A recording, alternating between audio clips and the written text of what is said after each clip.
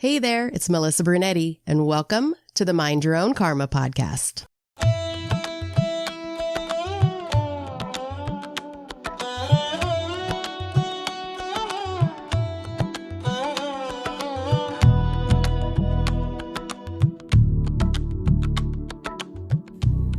Hey there, Karma crew. Thanks for tuning in to this episode of Mind Your Own Karma Beyond the Bandage. If your ears perked up for this one, I have a feeling that you're done with quick fixes. You're not interested in numbing the pain. You want to understand it. You want to get under the surface and actually heal. You're probably the kind of person who knows there has to be another way, and you are right. Our guest, Dr. Fawad Mian, is a board-certified neurologist who brings something rare to the table: lived experience. After suffering multiple injuries and being told that meds and surgery were his only options, he said no. Dr. Mian's approach blends brain science, holistic diagnostics, and movement reeducation to help high-performing adults 55 plus get their lives back without going under the knife or living in a fog of prescriptions. It's time to rip off the bandage and dive in, because this episode seriously might just change your life.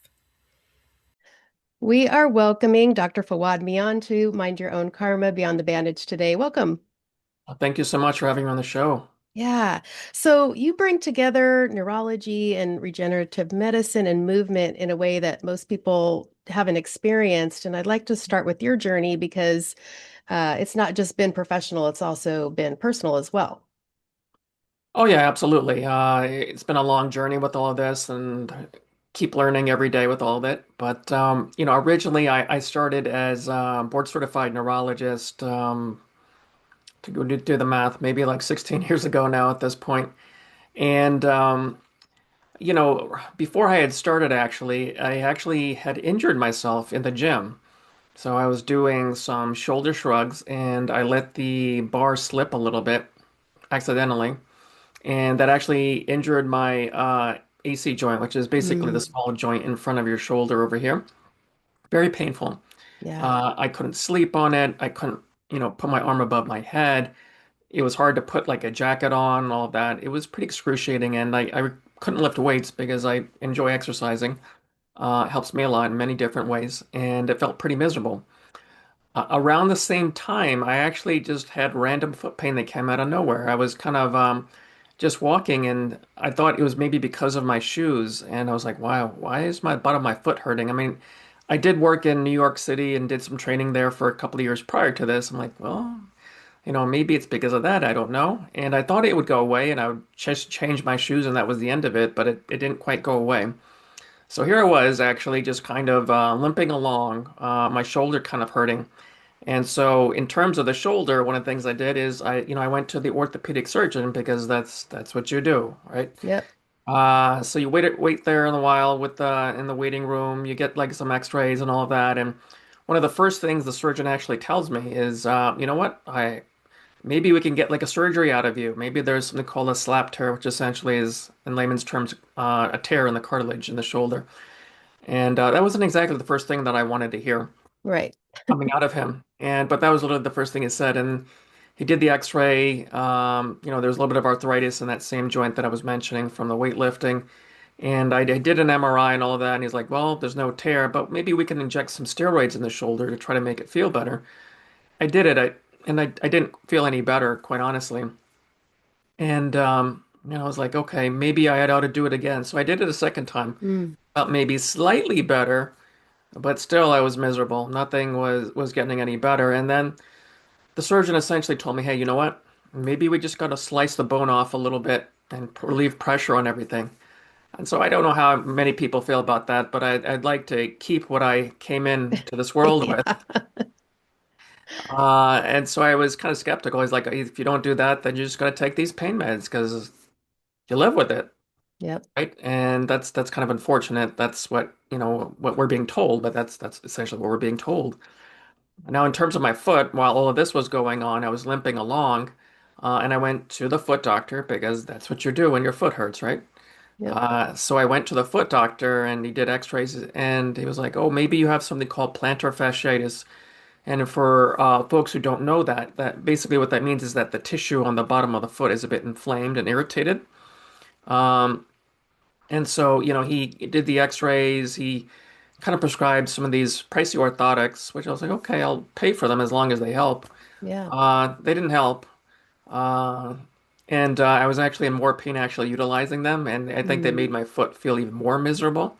And so I did what I thought I should do, get steroid injections because that's what your insurance covers. I got one injection, no relief. Got the second injection, maybe a little bit more relief. So I thought, you know what? Third time's got to be the charm for something like this. So I got the third injection. I was like, oh, you know what? I actually do feel a bit better now. Let me go run on the treadmill. That was a really big mistake because what happened actually is that uh, not only was the plantar fasciitis made worse by doing that, but also my Achilles really started bothering me right after that. And also the inside of my ankle too as well. Some of the ligaments were irritated there. And I had gone back to the foot doctor. And the foot doctor did all these treatments. It wasn't getting any better. And so while all of this was going on, because of the way that I was walking, that changed. And so when you're in pain, it changes the way that you move. Hmm. And when you change the way that you move, other stuff is going to start hurting inevitably because that's kind of the downward spiral that you have. So back in 2001, I actually had torn my ACL playing some sports outside during med school. Pretty painful experience, pretty uncomfortable. Went through the surgery, made me feel sick. Rehab never quite went quite right. They had taken a graft from part of the tendon in front of the knee to graft that in there, and it was never quite the same afterwards. But now the very same knee that was surgically repaired 12 years earlier, or about 10 years earlier or so, actually was starting to bother me. And I was like, I don't know what I just did. I mean, all I did was just bend down, and it started, it was painful. Yeah. And I was hearing the same, hearing the same kinds of issues with patients too as well that were being sent by other orthopedic surgeons and pain specialists saying that this is neurological. At the time, I was scratching my head. I'm like, how? I'm not quite sure how that really fits, but this is basically what I'm getting fed. And so I'm kind of thinking, my knee is hurting now. My foot and my ankle hurts. The surgeon wants to chop off part of my collarbone. And when I went back to the foot doctor, he was like, you know what? You're not getting any better with any of the treatments that we're doing. So what we can do is actually just shave off part of the bone, detach the tendon, put it back with some screws and some anchors, and you'll be fine. And so I'm like thinking to myself, I've already failed a surgery. Two doctors were telling me to cut things off again at a young age. It wasn't something that I wanted to do. And they said, well, you know what, you can just take some pain meds and live with it. Yeah. And then while the knee issue was going on, I went to a busy orthopedic practice, and the guy was bragging that he had like five different offices and barely looked at me, tugged on my knee a little bit while he was looking away, jotting down notes. And he says, you know what, maybe we just kind of scope your knee. Like, scope my knee. He didn't look at I actually had gotten a friend to get an MRI, and it showed that actually the ACL that theoretically was surgically repaired, well, it wasn't really repaired. It Mm. actually, it never got any better. And so basically, it was completely torn at that point and never really took. So the surgery was a complete failure, really, at that point. So, between my knee, between my foot and my ankle, and also between my shoulder, I was in a lot of misery, really, at this point.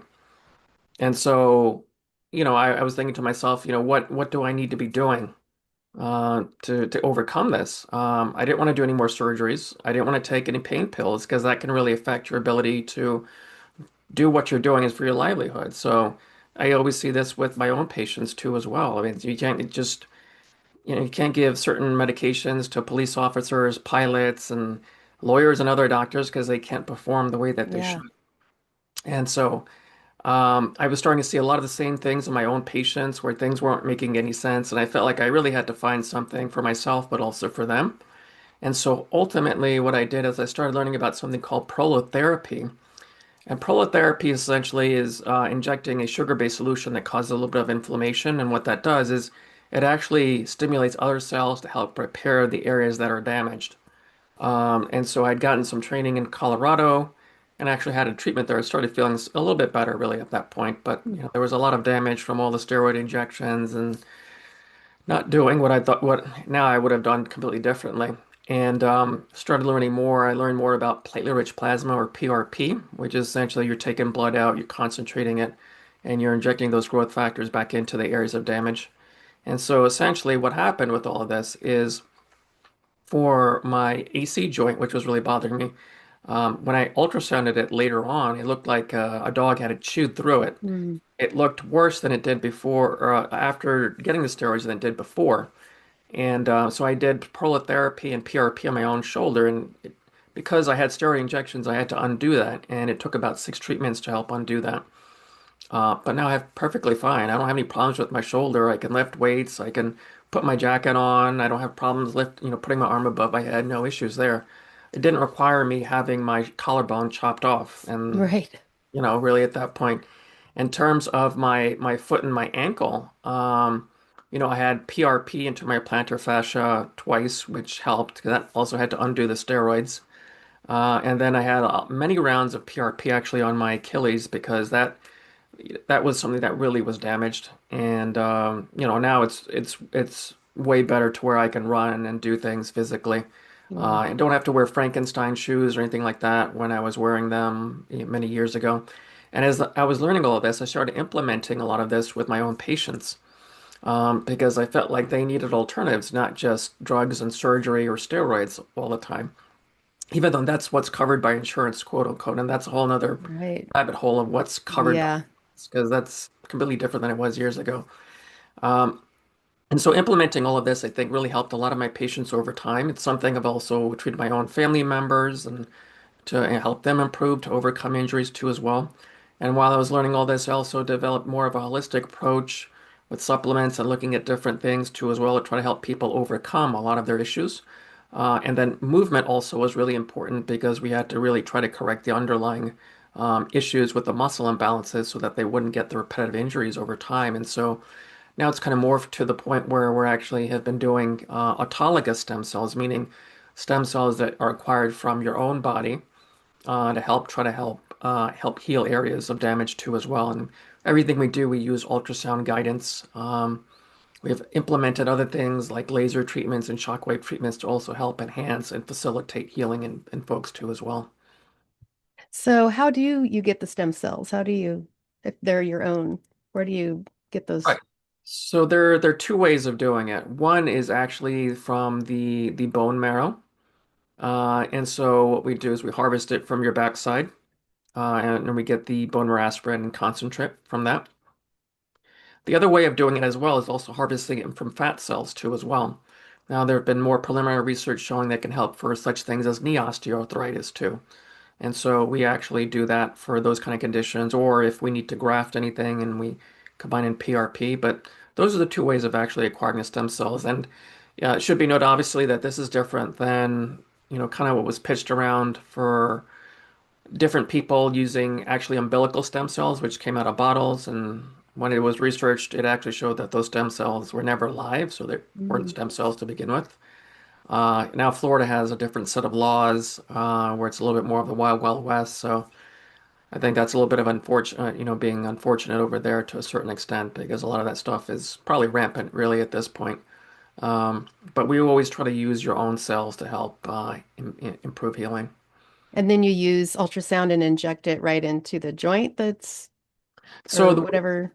Right. So the way we do it, we address not only the joint, but we also look at the surrounding structures too as well, because it's not just inside the, so if it was just the knee, just take that for an example.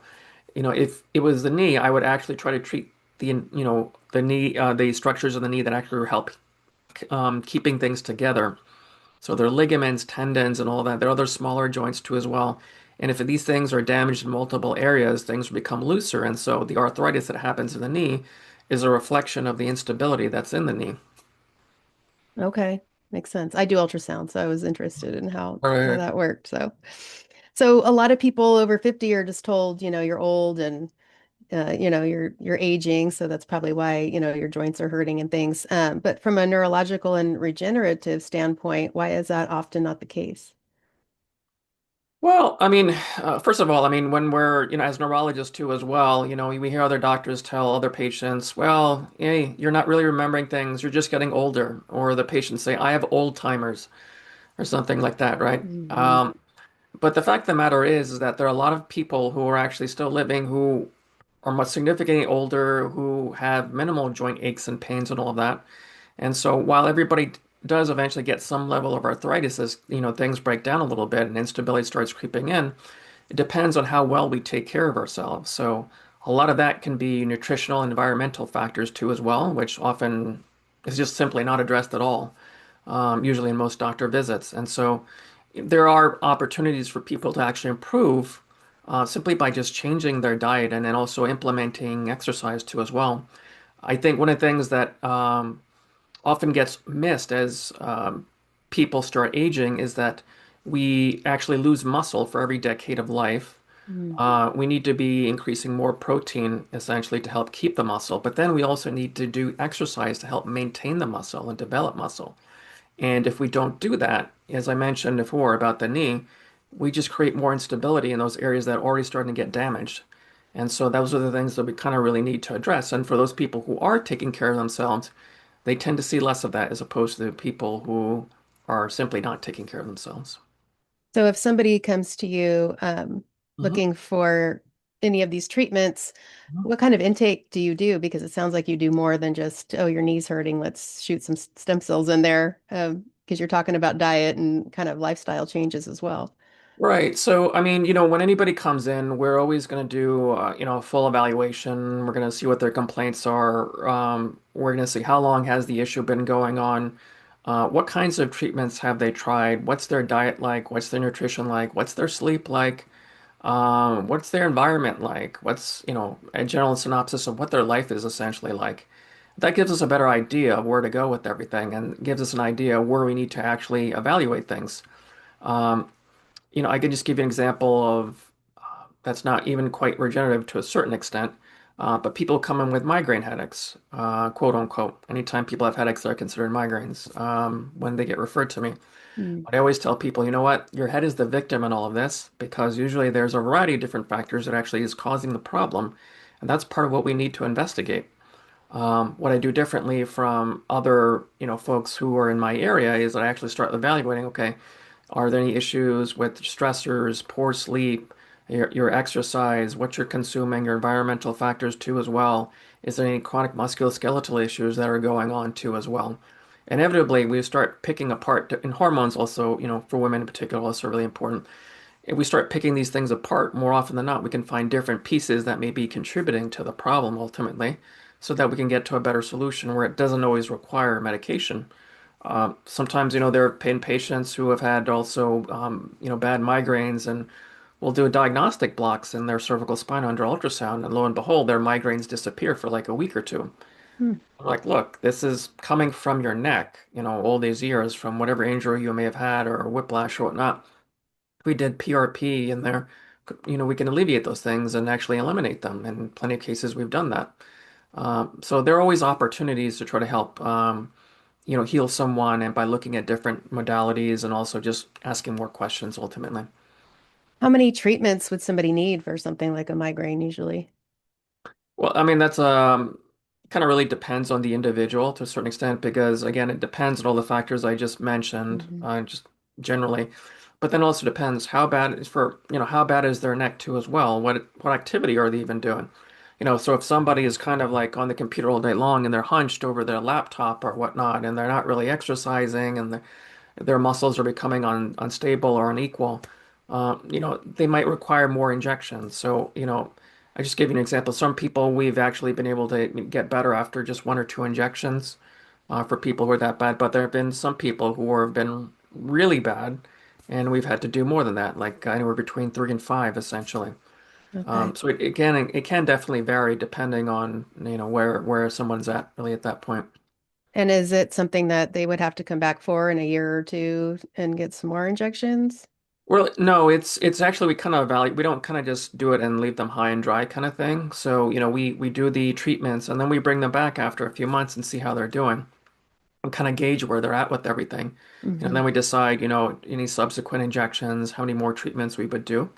And more often than not, we're also addressing the other things I had mentioned too as well. And with what we do as well, we'll often combine things like shockwave treatments and laser treatments too as well to help stimulate faster healing in people. Okay. So I know you touched on this a little bit in the beginning, but for listeners hearing some of these terms for the first time, can you explain what the PRP and stem cell therapy is in plain language? Yeah, so PRP, if you kind of look at it in plain language, essentially we are extracting blood out, like a blood draw. They are being concentrated in a machine, and it actually concentrates a cell in the blood called platelets. There are different cells in the blood. Platelets are what we're looking at because they have a lot of growth factors. That's kind of essentially what we're using when we're doing the treatments, and we're able to do that with concentrating it in a machine or a centrifuge. Stem cells, colloquial term for a catch-all for many different types of cells, but the idea with stem cells basically is extracting cells that can help stimulate or orchestrate healing in the area of damage that is a bit more robust than the platelet-rich plasma. And so I kind of try to like differentiate the two, but with PRP being almost like just you're bringing in the workers to do the essentially the work or the handiwork.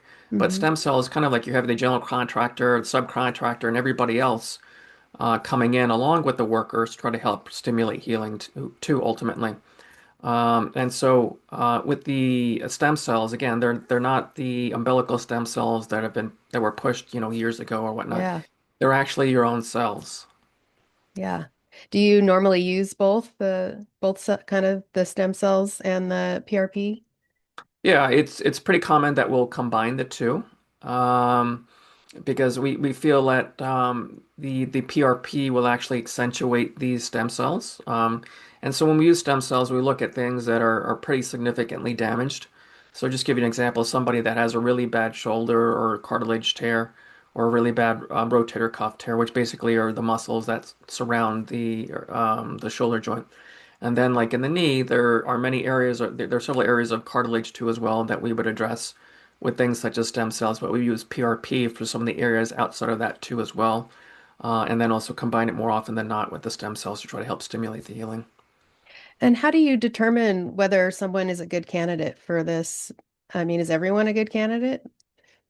No, because everybody would be getting it then, really, at that point. I say the same thing actually to my patients. The memory pills that are out there that are on the market, if they were so good, we'd all be on them. But there's a reason why I kicked out the makers of Aricept 15 years ago out of my office because it doesn't work very well. But no, we essentially we got to make sure that the individual is a good candidate for treatment, and that can vary depend on where their medical health is with everything. So, for instance, just give you an example of somebody that may not qualify for something like this. Somebody who's coming in who is a smoker, who is a poorly controlled diabetic, somebody who is overweight, not really taking care of themselves, and simply just not taking care of their health. I would tell that person, look, let's try to correct some of these underlying issues. Let's stop the smoking. Let's work a little bit on the weight. Let's also work on some of the muscle imbalances first. Maybe we can try some supplements. See if there are any gut-related issues or anything else that's going on that's causing your body to, be the way that it is really at this point. And then we can think about doing the regenerative treatments ultimately. There are some people that will come in and, the areas of damage are so far gone. We're just like, you know what? This is probably not going to be the best solution for you really at this point. You may really need to go to surgery.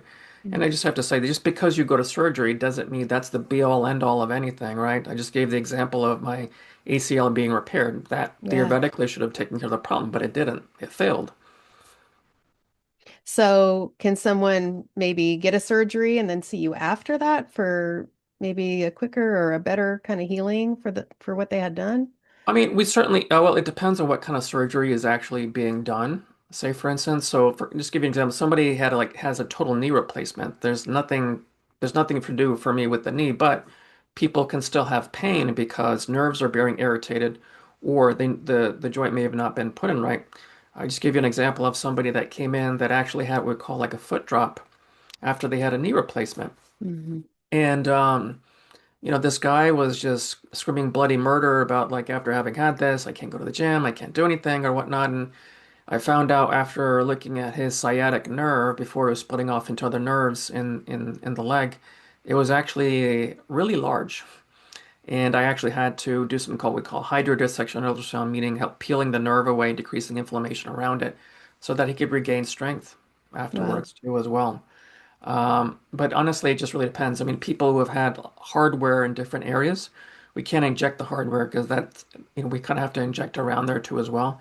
So there are possibilities where we can certainly enhance what has been done, but sometimes the surgeries also can do a bit more harm. So it really just depends on the scenario. How are you able to evaluate the nerves? Ultrasound. I mean, you do ultrasound too as well, right? So, I mean, you can actually visualize a lot of nerves that way.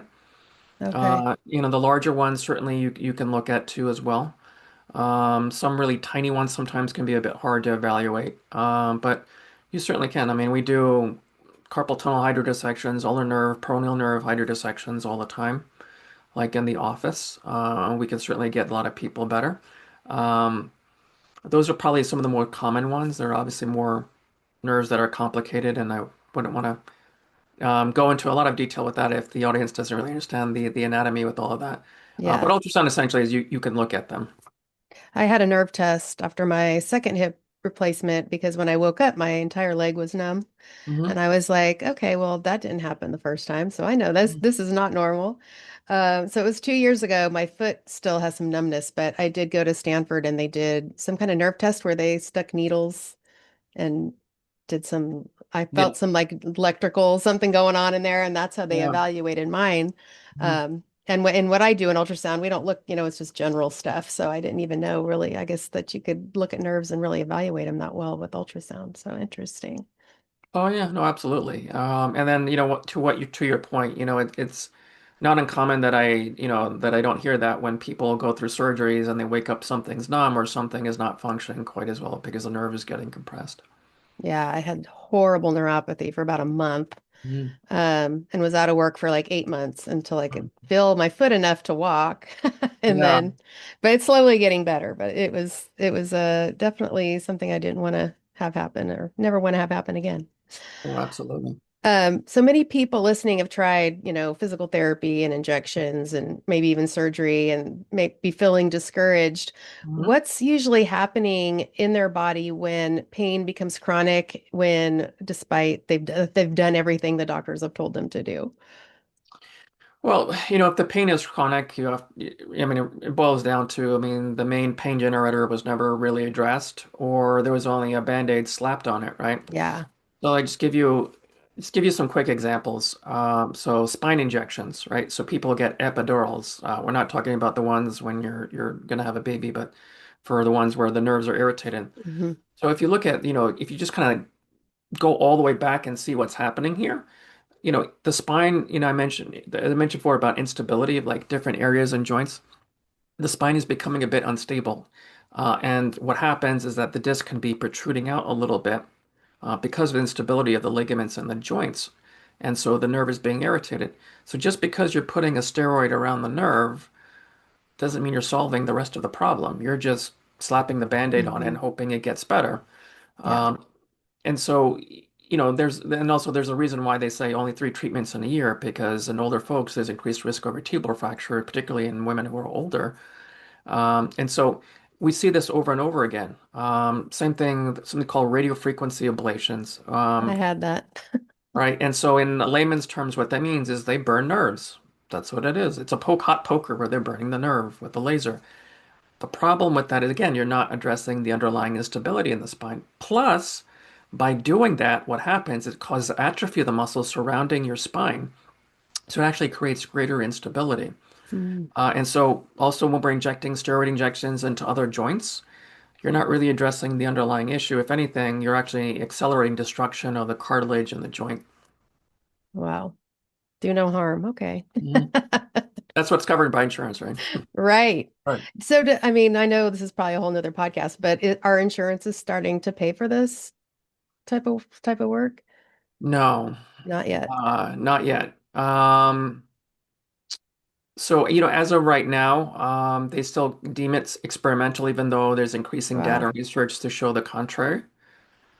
So insurance companies are not doing this. You have to realize the insurance companies are multi-billion dollar industries that honestly quite do well. I should buy stock in them, Yeah. really at this point, but they do incredibly well. And the idea is really just increasing the bottom line. So you're always going to do the thing that's unfortunately the cheapest thing. And Hmm. so what that is, it's steroids. I mean, there Yeah. are a lot of practices and specialties that derive its livelihood from injecting steroids or surgeries or whatnot, even though it may not be the best option ultimately for that person. Yeah. Do you harvest the stem cells yourself, or does somebody else do that? I don't know, I harvest it. You do that. So you Hmm. do that too. Yeah. Interesting. Okay. Can you share a patient story that really surprised you? Someone that came in and, had done everything and had an experience that was pretty much life-changing for them? Oh yeah, absolutely. There are several of those, but I give you one of an individual who was in construction. So here's a guy who actually relies on his body to do his job. Yeah. And one of the things that was bothering him is that he had a really bad shoulder, two shoulders, but there was one that was really bad where he was like, you know what, it's really hard for me to work. And actually, the real reason why he even came in was because he had headaches. Hmm. Right? This is the downstream effect of something from a bad shoulder because you're reflexively tightening everything, and then your head hurts. I mentioned earlier, your head is the victim, right? Yeah. And so this is the case. It was exactly the same thing. And so we kind of peel back the layers and found that, in a short story, basically, his muscles in his shoulders were torn up. Some cartilage was also torn up too as well. I tell him, look, you know what? You could go to the surgeon. Re-tear rates can be higher the older you get to as well. Surgeries Mm. don't always end up the best in the world, and you can always get a frozen shoulder afterwards. Yeah. Or, we try, platelet-rich plasma or autologous stem cells, and he opted actually just for platelet-rich plasma. Um, Even though I thought stem cells would have been a better option for him, but he really wanted to just do that. So I relented and said, okay, let's do it. And we did one treatment on him, and then he came back about 6 weeks later, and he was like, you know what? I am 90% better. Wow. 90% better. And I was like, that was a pretty bad shoulder. I mean, I was like, I don't even know how he ended up 90% better. I would have thought maybe he would have been, probably 50 to 60% on the way, but he was way, way better. And so I was really happy about that. Yeah. And so I said, look, can get you all the way there, but I'm probably going to need some subsequent treatments in the future. But again, that's somebody who just did incredibly well after one treatment. And there have been other cases where we had patients have a few rounds of treatment. They're like, yeah, I can go back to everything that I was doing before. Wow. That's amazing. So you use the term removement in your work, and for someone hearing that for the first time, how is removement different from exercise or physical therapy, and why is it important in the healing of chronic pain? I think movement is extremely important, and it's a thing that kind of gets thrown under the bus for people in general. Think about it this way. So, as we're getting older, we're stuck behind the computer. We don't exercise. We get caught up in all of these the stressful things in life or whatnot. We're not moving. Muscles are shortening ultimately. We're losing muscle. And then we start developing more muscle imbalances as time goes along. And these muscle imbalances are also contributing to folks having chronic pain and having chronic issues, or where one joint is wearing away versus the other two as well. And so for me, what I also realized, and this is something I kind of found by accident a long time ago when I started all of this, we got to really correct that underlying issue or really work on it as much as we possibly can so that we don't get back into the same scenario where we were ultimately. Just give you like another example of a patient who came in probably about 13 years ago, and they wanted me to see the patient for some nerve pain in her foot. And I'm like, okay.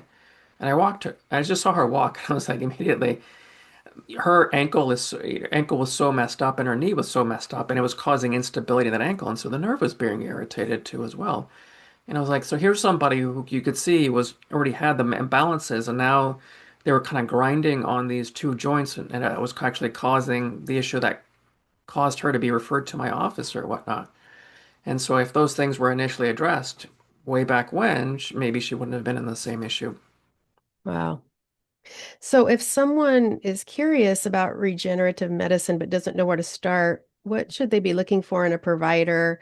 What questions should they be asking?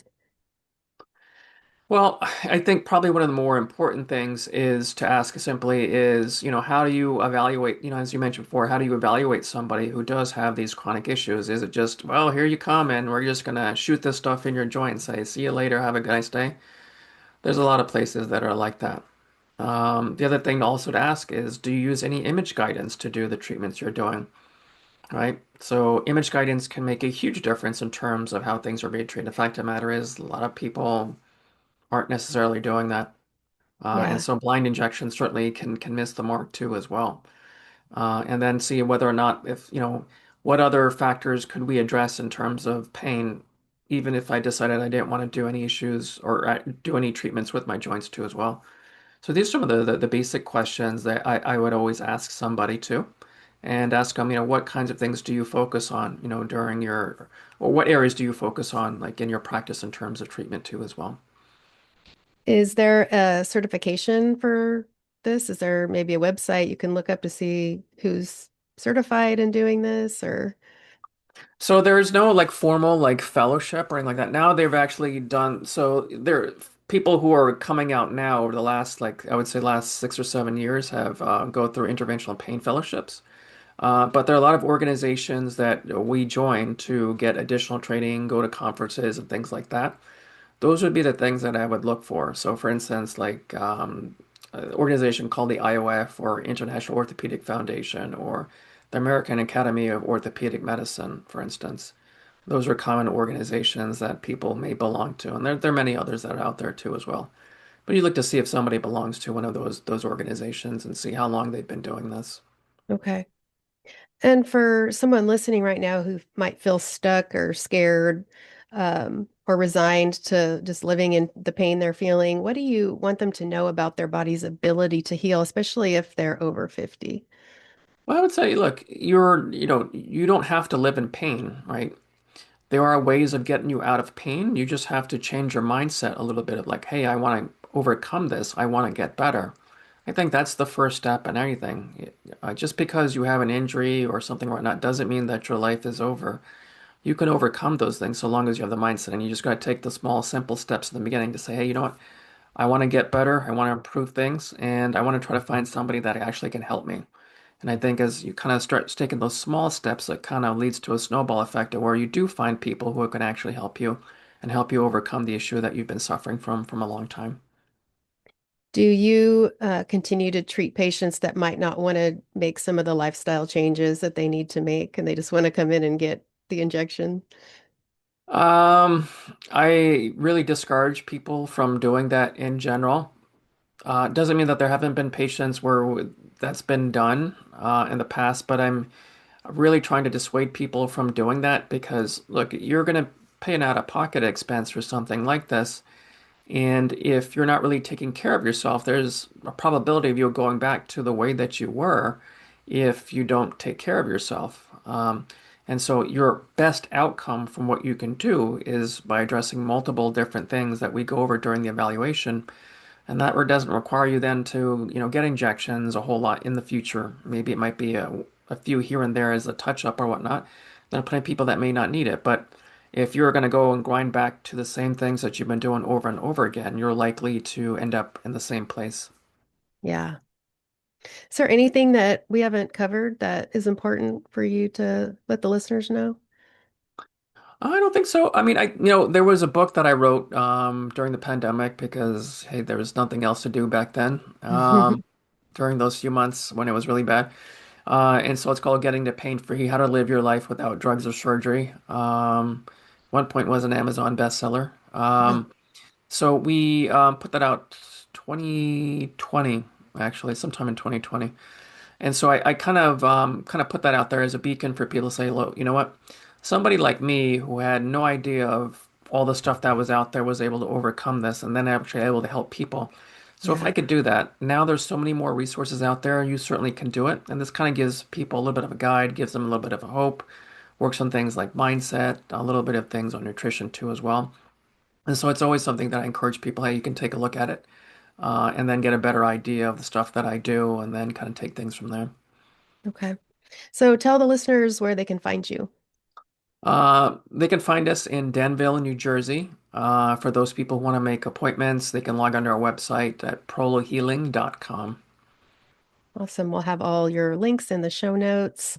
I just want to thank you for bringing both your expertise and your humanity into the conversation. I appreciate the work that you're doing and the way that you're changing how people think about getting older and dealing with their pain.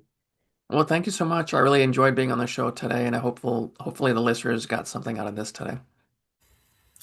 I hope you found this conversation with Dr. Mian hopeful and powerful.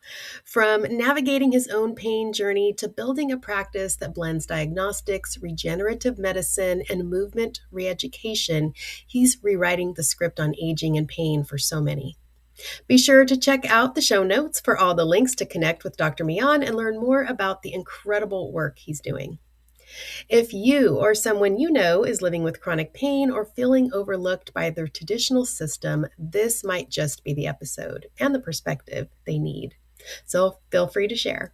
And hey, if you have a unique healing modality to share and want to be a guest on the show, you can reach out to me at mindyourownkarma@gmail.com. Now, if you're curious how somatic mindful guided imagery can help you connect with the root of your own pain, not just physical, but emotional or energetic as well, I would love to show you what's possible. SMGI is a gentle, guided process that helps you reconnect with the wisdom of your body and spirit.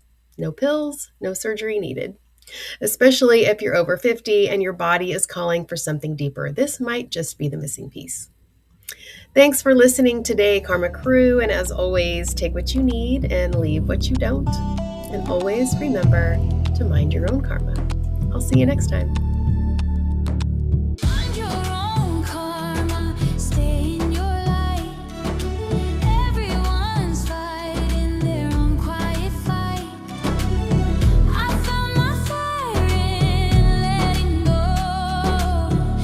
Shadow taught my soul to grow.